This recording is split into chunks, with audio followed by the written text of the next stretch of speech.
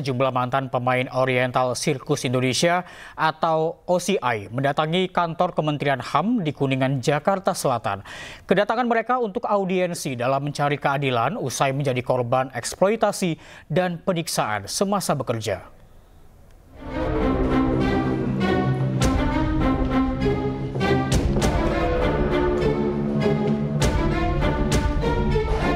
Kisah pilu diceritakan oleh sejumlah mantan pemain Oriental Circus Indonesia Taman Safari Indonesia saat bertemu dengan Wakil Menteri HAM Mugianto di kantor Kementerian HAM. Salah satunya adalah Ida. Ia bergabung dengan Oriental Circus Indonesia karena dibawa orang tuanya sejak usia 5 tahun pada tahun 1976. Ida bercerita dirinya kerap disiksa dan dipukul dalam latihan akrobatik, hingga akhirnya mengalami patah tulang belakang. Ya seperti dipukulin gitu, dipukulin kalau ada salah apa sedikit dipukul gitu. Tahun 76 itu Ibu Ida umur berapa? Sekitar 5 tahun, sekitar kurang lebih. Nah terus pada tahun 89 akhir, pada saat itu saya main terapis akrobatik udara itu, saya jatuh pada saat siur tahun 89. Nah setelah saya jatuh itu saya nggak langsung dibawa ke rumah sakit, jadi saya masih istilahnya cuma dirawat di dalam cukup lama lah di situ saya jerat, karena mereka juga nggak tahu saya kenapa, pokoknya intinya saya cuma dibantu dipijit sama teman gitu ya. Jadi sementara itu, pihak Kementerian HAM akan berkoordinasi dengan pihak terkait yang diduga terlibat dalam tindak kekerasan. Statement langsung dari mereka yang menjadi korban dari peristiwa kekerasan yang bisa jadi peristiwa pelanggaran hak asasi manusia. Jadi kami dengarkan dari mereka ada kemungkinan banyak sekali tindak pidana yang terjadi di sana, banyak kekerasannya, ada aspek-aspek yang penting juga yang mungkin orang tidak pikirkan, itu soal identitas mereka. Sementara itu, pihak Taman Safari Indonesia membantah adanya eksploitasi mantan pemain sirkus. Pihak Taman Safari juga menambahkan menjalankan kegiatan usaha dengan kepatuhan hukum serta etika bisnis yang bertanggung jawab. Dari Jakarta, dan Hamisa Jangbakti, iNews melaporkan. Ya, lalu bagaimana respon Taman Safari terkait tudingan mantan pemain sirkus ini? Kita akan simak laporan langsung jurnalis iNews Wildan Hidayat langsung dari Taman Safari Cisarua, Bogor, Jawa Barat. Selamat siang, Wildan. Taman Safari ini menolak dikaitkan dengan kasus yang menimpa para korban. Apa penjelasan mereka? Ya, selamat siang, pemirsa dan Reza.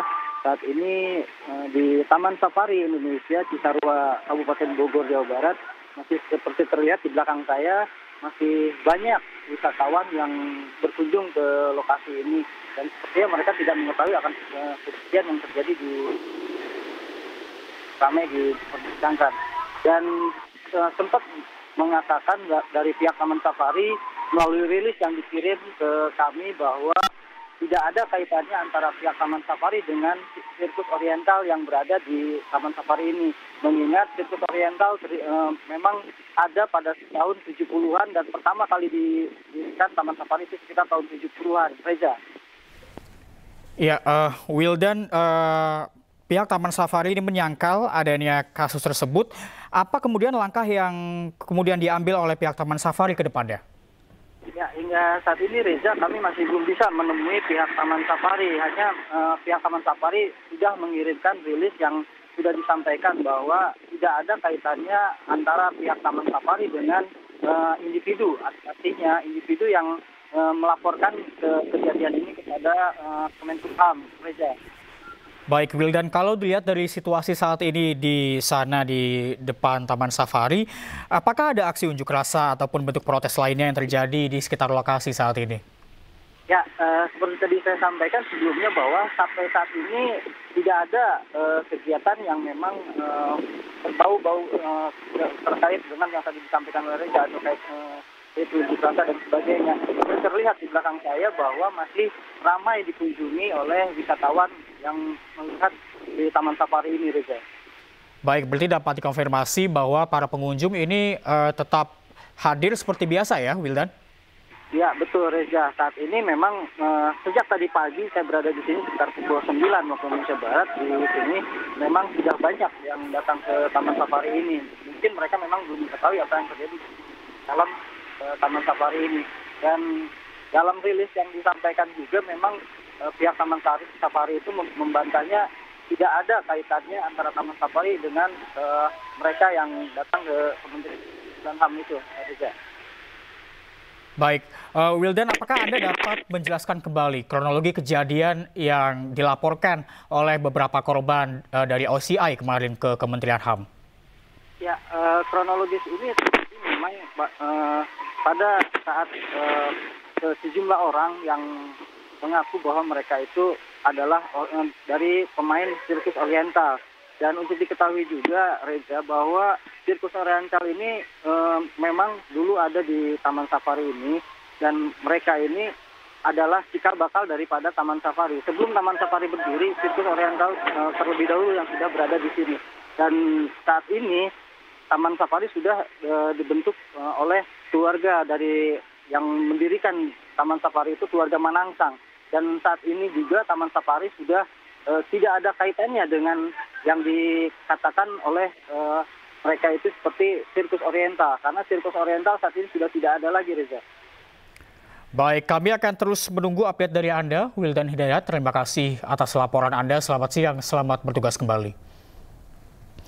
Dan pemirsa, kita ke informasi lain, polisi sudah tetapkan tersangka terhadap dokter kandungan yang mencabuli pasiennya di Garut, Jawa Barat. Sementara sudah 2 orang melapor ke polisi terkait pencabulan yang dilakukan oleh tersangka.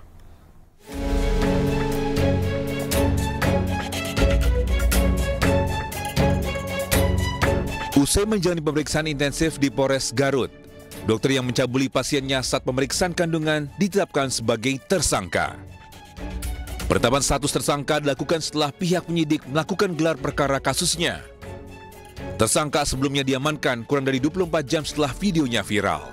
Dan sudah ada 2 orang yang telah melapor ke polisi terkait pencabulan yang dilakukan tersangka.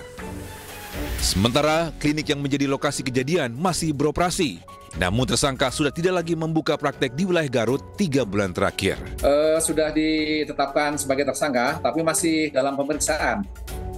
Oke, masih dalam pemeriksaan ya Pak ya. Ini akan aksi dugaan pencabulan ini terjadi di sebuah klinik swasta. Nah, apakah klinik tersebut masih beroperasi dan apakah ada pengawasan atau penyegelan dari pihak kepolisian, Pak? Untuk klinik tersebut masih beroperasi, sedangkan pelaku tersebut sudah 3 bulan tidak berpraktek lagi di klinik tersebut maupun di wilayah Garut. Video dugaan pencabulan yang dilakukan tersangka terhadap pasiennya beredar viral di Garut. Namun pencabulan terjadi pada tahun lalu. Tim Liputan iNews melaporkan. Ya, polisi sudah mengetahui identitas pasien yang menjadi korban pelecehan dokter kandungan di Garut, Jawa Barat yang videonya viral di media sosial. Namun korban hingga saat ini belum melapor karena ingin berkonsultasi terlebih dahulu dengan suaminya. Yang kedua, tentu saja ini akan membuktikan bahwa perbuatan pelaku tersebut merugikan. Ada korbannya. Dan yang penting, nomor 3 adalah ini juga membangun kekuatan psikologi para korban yang lain untuk dapat melaporkan hal ini kepada kepolisian. Itu mungkin beberapa keuntungannya kenapa korban-korban ini harus melapor. Kemudian langsung ke pertanyaan yang kedua, terkait CCTV yang viral dan penanganan kasus. Memang CCTV yang viral sampai saat ini kami juga kembali sedang mendalami korban. Ya, kita ke informasi berikutnya pemirsa. Ramai di media sosial, Q, salah satu selebgram asal kota Bandung, mengunggah kronologi dugaan pencabulan yang dilakukan oleh oknum dokter di salah satu rumah sakit swasta elit di Kota Malang, Jawa Timur. Dalam unggahannya, Q mengaku menjadi korban oknum dokter dengan modus periksa detak jantung, namun memintanya untuk menanggalkan seluruh pakaian selama proses pemeriksaan. Tak hanya itu, oknum dokter juga dengan sengaja diduga menyentuh area sensitif korban dan berusaha merekam hal tersebut menggunakan ponsel saat peristiwa itu terjadi. Sadar akan hal itu, korban bergegas kembali mengenakan bajunya dengan alasan ingin beristirahat. Meski demikian, oknum dokter tersebut tak langsung pergi meninggalkan kamar, namun sempat bertahan di dalam kamar korban hingga 1 jam. Melaporkan si oknum dokter ini secara pidana Undang-Undang TPKS. Oke, yang jelas kerugian secara mental ya, kerugian imaterial ya yang jelas ya. Karena ini kejadian tahun 2022. Tahun 2022 sampai sekarang udah 3 tahun. Bayangkan bagaimana rasanya, bagaimana trauma yang dihadapi korban selama 3 tahun ini memendam karena takut untuk speak up.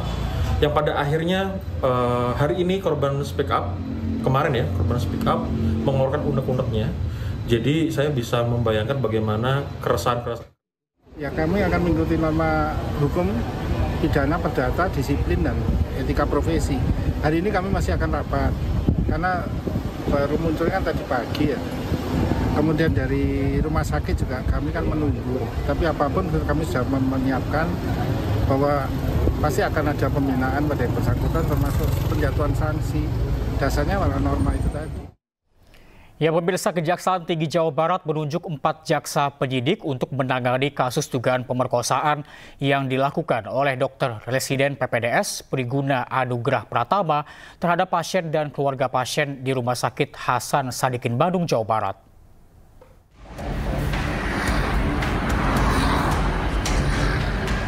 Kejaksaan Tinggi Jawa Barat telah menunjuk 4 orang jaksa untuk menangani perkara dugaan pemerkosaan yang dilakukan Dokter Residen PPDS Priguna Anugrah Pratama terhadap pasien dan keluarga pasien di Rumah Sakit Hasan Sadikin, Bandung, Jawa Barat.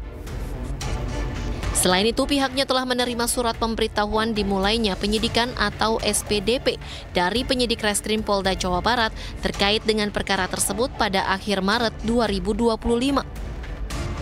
Berkas laporan segera diteliti ke 4 jaksa yang telah ditunjuk. Kemudian hasilnya akan disampaikan dalam beberapa hari berikutnya.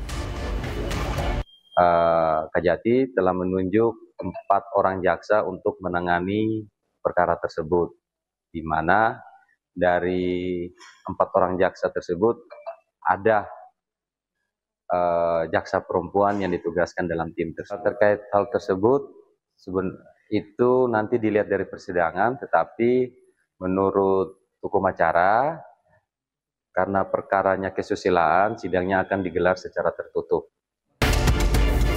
Sebelumnya, Polda Jawa Barat telah menetapkan tersangka terhadap Priguna Anugrah Pratama, dokter residen peserta PPDS yang diduga memperkosa keluarga pasien di Rumah Sakit Hasan Sadikin, Bandung. Atas perbuatannya, tersangka dijerat dengan pasal 6 Undang-Undang Nomor 12 Tahun 2022 tentang tindak pidana kekerasan seksual dengan ancaman hukuman penjara paling lama 12 tahun. Dari Bandung, Jawa Barat, Juhpita Melana, iNews melaporkan. Universitas Padjadjaran menghormati keputusan Kementerian Kesehatan yang membekukan program PPDS dengan Rumah Sakit Hasan Sadikin. Pihak kampus telah meminta Fakultas Kedokteran untuk evaluasi internal.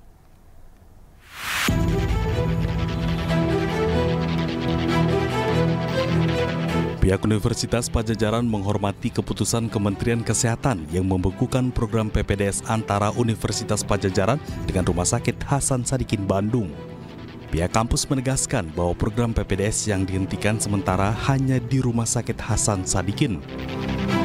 Sementara untuk program PPDS antara UNPAD dengan rumah sakit lain tetap berjalan. Meski demikian, Universitas Padjadjaran juga akan mengevaluasi Fakultas Kedokteran UNPAD agar tidak ada lagi dokter PPDS yang melanggar aturan dan etik. Kami menghargai keputusan dari Kemenkes karena ini semua adalah demi terselenggaranya pendidikan yang lebih baik. Namun mungkin yang dimaksud tentu bukan menghentikan pendidikan, tetapi menghentikan rumah sakit sebagai tempat pelayanan pendidikan. Karena kan sebetulnya kalau penghentian pendidikan itu harus dilakukan oleh universitas, oleh fakultas. Jadi Kemenkes dalam hal ini tentu akan menghentikan Rumah Sakit Hasan Sadikin sebagai tempat pendidikan spesialis anestesi FK Unpad untuk sementara. Jadi tentu ini akan kami sikapi dengan baik, dan ini juga merupakan salah satu upaya untuk mereka ke depannya. Dan juga nanti harapannya nanti ada juga semacam tindak lanjut tentu dari kedua belah pihak agar penghentian ini juga dapat menjadi sesuatu yang baik untuk kedepannya.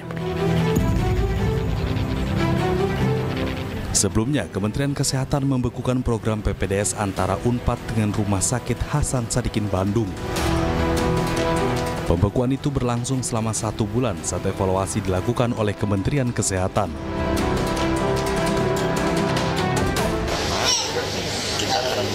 Freeze dulu anestesi di dan saya untuk lihat kekurangannya yang mana. Kita perbaiki sambil jalan freeze dulu kita di medik kita mau mengasah dari Kemenkes yang menambah sehingga dia kasih tiga dan ketiga ini kan bisa dicegah. Ini kan masalah jiwa. Nah sekarang Kemenkes akan mewajibkan semua peserta yang mau masuk harus tes.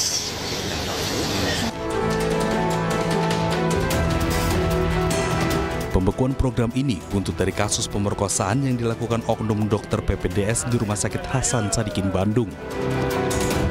Total ada 3 orang korban yang diperkosa pelaku yang juga dokter anestesi ini. Dari Bandung, Jawa Barat, Tim Liputan iNews melaporkan.